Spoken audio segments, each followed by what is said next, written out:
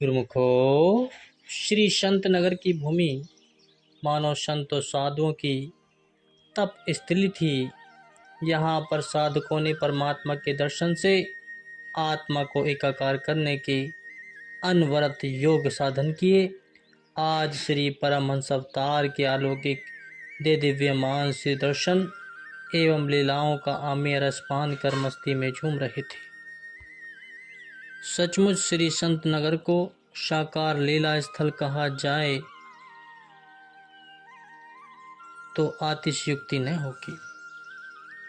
श्री संत नगर की भूमि को श्री कृष्ण लीला अवतार कहें, ज्ञान भक्ति का सूर्य है यह, या परमात्म रूप साकार कहें। मन हरण लीलाएं कर यहाँ पर गुरु भक्ति का संचार किया। श्री पंचम स्वरूप पंचामृत पिला विश्व पर महा उपकार किया। एक बार श्री पंचम पातशाही जी महाराज कुछ सेवादारों को साथ लेकर अंगूरों के बगीचे में गए। पुनः एक टहनी जो श्री तृतीय पातशाही जी का लीला स्थल था के पास गए। सेवकों को आवश्यक निर्देश दिए और फरमाया कि हम जिस स्थान की ओर देखते हैं सब मानो यही प्रार्थना कर रहे हैं कि श्री प्रभु प्रथम दृष्टि हम पर डाले। समय तो कुछ अवश्य लगेगा, हमें श्री संत नगर का शीघ्र ही निर्माण करना होगा। यह स्थान चाहे छोटा ही हो, परंतु यहाँ पर हजारों जीवों को सत्संग का लाभ मिलेगा। दुनियावी कामों से जिन्हें फुर्सत ही नहीं, वे भी अल्प समय में यहाँ से आत्मिक आनंद को पाकर मालामाल होंगे। 15 दिन तक यहाँ परमार्थ लाभ करवाकर आपने श्री आनंदपुर के लिए प्रस्थान किया। आत्म सुख के प्रदाता महापुरुष जीवों में आत्म सुख की संपदा बांटने के लिए तत्पर रहते हैं।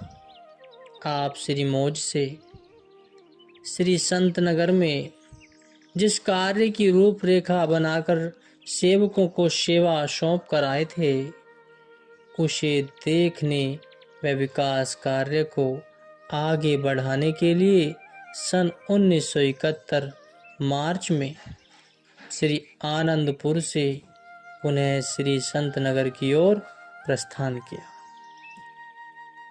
मार्ग में शिवपुरी और परमधाम ग्वालियर को कृतार्थ करते हुए श्री संत नगर पहुंचे।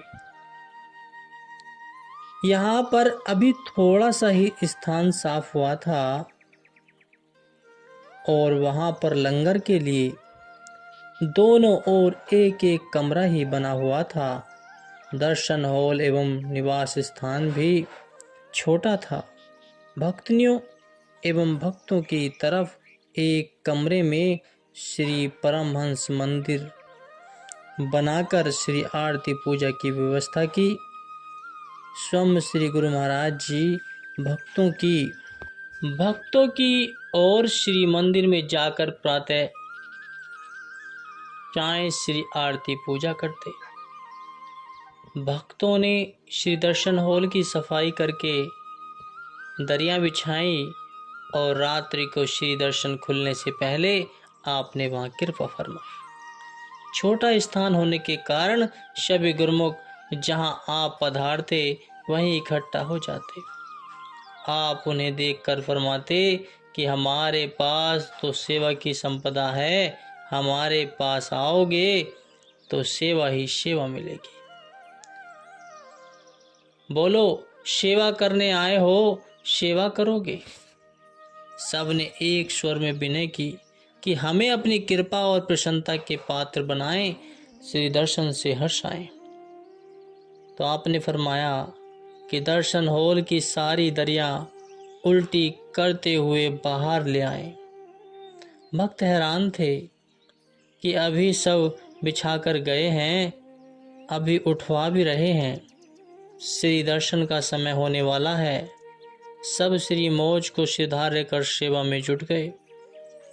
अभी आधी दरिया बाहर निकली ही थी कि एक दरी के नीचे से 3-3 फुट लंबे फनियर सर्प बाहर जा गिरे, जिनको फुंफकारते हुए देखकर भक्तों ने विनय की, प्रभु आप बाहर मत जाएं। अभी दरिया बिछा कर गए थे तो उस समय यहाँ कुछ नहीं था, फिर ये कहाँ से आ गए? तो आपने फरमाया कि हमें अवश्य बाहर जाना ही पड़ेगा।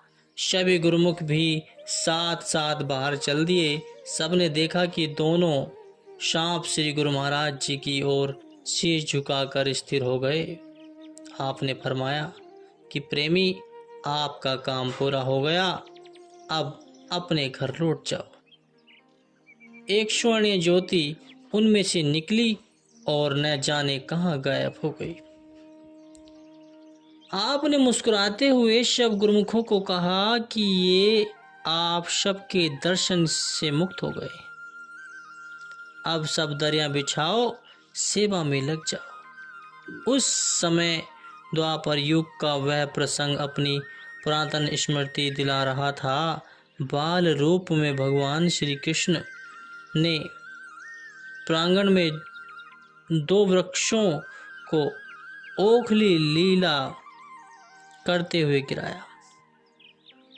उनमें से कुबेर पुत्र मणिग्रव व नल कुबेर देव पुरुषों ने जड़ योनि से मुक्त होकर वंदना करते हुए आभार प्रकट किया। महात्मा दर्शन अलखानंद जी ने कहा कि श्री गुरु महाराज जी की अपरंपार लीला है, सब कुछ जानते हुए भी पर्दा डाल देते। अभी श्री संत नगर पहुँचते हुए 7 ही दिन बीते थे कि एकदम वहां पर संगतों की बसें भरी हुई आने लगी। उन संगतों के निवास का प्रबंध इतनी जल्दी संभव नहीं था। तीनों रात जैसे संगतें आती, उन्हें उसी समय श्री प्रवचनों एवं श्री दर्शन से निहाल एवं संतुष्ट करके भेज दिया जाता। रात्रि को 12 बजे से लेकर 3 बजे तक श्री गुरु महाराज जी स्वयं लैंप लेकर कुर्सी पर विराजमान होते। गुरुमुख जन कांटों भरे स्थान को फावड़ों से साफ करके गोवर से स्थान लीपते। प्रातः 5 बजे वही टेंट लगे होते और संगति उनमें आ जाती। धौलपुर, बाड़ी व ग्वालियर की सब दुकानों से टेंट मंगवाए गए। सब सुनकर हैरान थे कि श्री संत नगर में इतनी संगतें दर्शनार्थी कहाँ से आ रहे हैं। इन्हें मार्ग में किसी से भय भी नहीं लगता। धौलपुर में एक भक्त जी को किसी ने कहा कि सब जानते हैं कि धौलपुर का मार्ग खतरे से खाली नहीं है। रात दिन प्राइवेट बसें श्री दर्शन के लिए आ रही हैं। भक्त जी ने उत्तर दिया, भाई, भगवान अपने भक्तों को स्वयं बुलाते हैं और स्वयं उनका उत्तरदायित्व संभालते हैं। यह बुद्धि की पहुंच से परे है। इस प्रकार 6 दिन निरंतर क्रम चलता रहा। दर्शन हॉल, आवास स्थान, लंगर आदि सब स्थान छोटे हो गए। जितनी संगत आ रही थी उतना प्रबंध नहीं हो पा रहा था, परंतु गुरुमुखों के हृदय में केवल एक ही धुन थी कि महाप्रभु जी की एक झलक व श्री वचनों का अमीय मिल जाए। इसी में ही सब सुख और आराम समाया है। आपकी मृदु मुस्कान, कृपा दृष्टि तथा श्री वचन गुरुमुख प्रेमी जिज्ञासुओं के मानस पटल पर अंकित हो आत्मसंतुष्टि से लाभान्वित कर रहे थे। 7वें दिन संक्रांति थी खुले स्थान पर श्री दर्शन खुले। आपने श्री वचन फरमाए, दुनिया में हर इंसान सुख शांति का तलबगार है, करता है यत्न बहुत पर वो रहता बेकरार है। अपने ख्यालों को छोड़कर जो संत शरण में आ गया, भक्ति की कमाई करके भरपूर सुख को पा गया। यह सब गुरुमुखों को तजुर्बा होगा कि दुनिया में हर इंसान सुख की चाहना रखता है और इसे पाने के लिए वह दिन रात पुरुषार्थ करता है। अपनी अकल बल व चतुराई से यही चाहता है कि मुझे सुख मिले, मगर वह सुख ढूंढता किस में है? वह सोचता है कि मैं बहुत धन कमा लूँगा या ऊंचा मर्तबा और इज्जत हासिल कर लूँगा तो सुखी हो जाऊँगा। मगर महापुरुष फरमाते हैं कि उसकी समझ और सोच गलत है। जिन चीज़ों में कुदरत ने सुख भरा ही नहीं, वे सुख कैसे दे सकती? अगर कोई चाहे कि रेगिस्तान में जा करके अपनी प्यास बुझा लूं, तो यह कैसे संभव है? अगर वह झरने या कुएं के पास जाए तो ही उसकी प्यास बुझ सकती है। इसलिए सत्पुरुषों ने फरमाया कि अगर वह अपने ख्यालों को छोड़ करके संतों की संगति में आ जाता है तो उसको भक्ति के साधन मिल जाते हैं। भक्ति जो सुख का मूल है, सुख का भंडार है, उसे अपनाने से आपको भरपूर सुख मिल जाता है। मगर देखा जाता है कि आम संसारी जीव गलत फहमी से उस रास्ते पर चल रहा है जिससे उसको दुख व शांति प्राप्त होती है। अगर उसे सत्पुरुषों की संगति मिल जाती है तो उसके जीवन में ज्ञान का उजाला हो जाता है। उसे वह अवसर मिल जाता है जिससे वह सुख को प्राप्त कर सके। किससे? महापुरुषों ने फरमाया है कि साध संगत में चांदना, सकल अंधेरा और सहजो दुर्लभ पाइए सत्संगत में ठोर। सत्पुरुषों की सुसंगति के अतिरिक्त सब और अंधकार ही अंधकार छाया हुआ है। सत्पुरुषों की चरण शरण में आने से ही जीव को ठोर ठिकाना मिलता है। यह मानव जन्म मिला भी इसलिए है कि यह सत्पुरुषों की संगति को पाकर 84 के बंधन से छूट जाए, सब गम चिंताओं से आजाद हो जाए और सच्चे सुख को प्राप्त कर ले। महापुरुष जीव को आगाह करते हैं, चेतावनी देते हैं और महापुरुषों का संसार में अवतार भी इसलिए होता है कि वे भूले भटके जीवों को सही रास्ते पर लगाएं, मानव जन्म की कदर कराएं कि यह जन्म किस लिए मिला है। आप जीव यह समझते हैं कि यह शरीर संसार के धंधों और विषय विकारों के लिए मिला है। अगर मानव जन्म को धारण करके केवल शरीर के सुख आराम के लिए ही यत्न किया तो फिर समझो कि कुछ भी नहीं किया। जैसे आए वैसे चले गए, बल्कि सिर पर बोझ उठा कर ले गए। क्या दुनिया के पदार्थ जीव को निर्वाण पद दिला सकते हैं या सुख दे सकते हैं? ऐसा नहीं हो सकता। जिसकी तासीर ही सुख देने वाली नहीं है, कैसे सुख देंगे? अगर उनमें सुख होता तो महापुरुष कभी इन्हें छोड़ने के लिए नहीं कहते। वे वाणियों में चिताते हैं कि सच्चा सुख केवल नाम सुमिरन और सेवा भक्ति में है। इनमें सुरती की तार जोड़कर सुख स्वरूप बन जाओ। संगतों का उमड़ता समुदाय दिन रात श्री दर्शन एवं सत्संग प्रवचनों की निधि पाकर मालामाल हो रहा था। आपने अपनी असीम कृपा करते हुए पुनः एक बार अमृत वर्षा करते हुए फरमाया कि महापुरुषों ने संसार की हालत देखते हुए यह निष्कर्ष निकाल दिया है कि सारा संसार दुखी है, केवल भक्तजन सुखी हैं, क्योंकि उन्होंने नाम का आधार लिया है, भक्ति को अपनाया है, इसलिए वे सुखी हैं। सतपुरुष अपनी वाणी में वर्णन करते हैं कि कबीर सब जग दुख भरा, सुखिया नहीं संसार, सुखिया केवल भक्तजन जाके नाम आधार।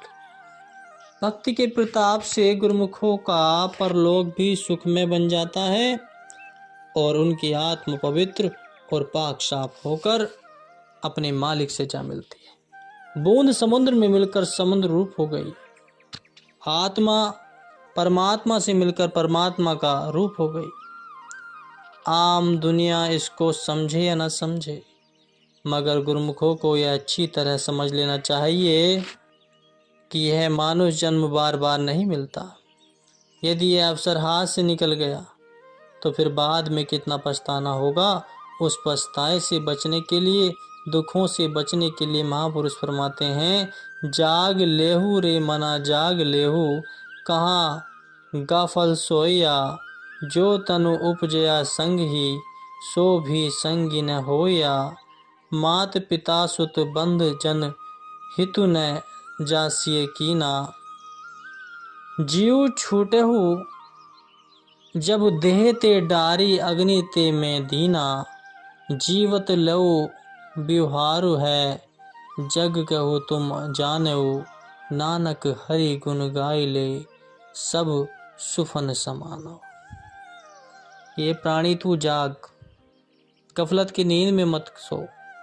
यह तेरा अपना शरीर भी अंत में तेरा साथ नहीं देगा। माता पिता बहन भाई बंधु मित्र आदि संबंधियों को तो तू समझता है कि अपने हैं, परंतु जब इनकी आत्मा इनके शरीर से निकल जाती है तो ये शरीर को ले जाकर जला देते हैं, एक दिन के लिए भी घर नहीं रख सकते। सही मायनों में महापुरुष ही जीव के साथ हित करते हैं। वह कौन सा हित है? वे इनकी आत्मा को परमात्मा के संग मिलाने का यत्न करते हैं। इसी में जीव का कल्याण है और इसी में मानुष जन्म की सफलता है।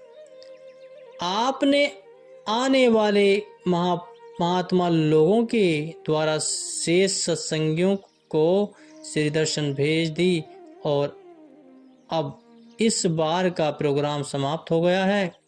आगे पुनः पहले ही सबको सूचित कर दिया जाएगा ताकि संगतों को सुविधा प्राप्त हो सके। सोमुनि दिन शाम के समय श्री संत नगर के प्रबंधक महात्मा जी को फरमाया कि अब जो भी संगतें आए उन्हें कह देना कि श्री दर्शन का सुअवसर अगली बार मिलेगा। जो भी आए सबको प्रेम से लंगर प्रसाद देना। स्वयं श्री गुरु महाराज जी ने ग्वालियर परमधाम की ओर प्रस्थान किया। मार्ग में 4 बजे चार बसें आ रही थी। उन्हें वहीं पर ही श्री दर्शन एवं प्रवचन फरमाकर संतुष्ट किया। सभी अभाग्य मना रहे थे कि श्री दर्शन ही की झलक और प्रबंधकों की अमूल्य दात मिल गई है। आत्मा तृप्त हो गई है। दूसरे दिन बीकानेर से संगतों की 2 बसों में दर्शनार्थी आ गए। टेंट सब उतर चुके थे। प्रबंधक महात्मा जी ने श्री वचन सुना दिए कि संगत के मुखिया भक्त जी प्रभु दर्शन की चाह में अधीर हो कहने लगे कि महात्मा जी श्री वचन यही हुए हैं कि संगतों को कह देना कि आपने भक्त और भगवान की निराली चाल के भेद को नहीं समझा। श्री गुरु महाराज जी ने यह तो नहीं फरमाया कि हम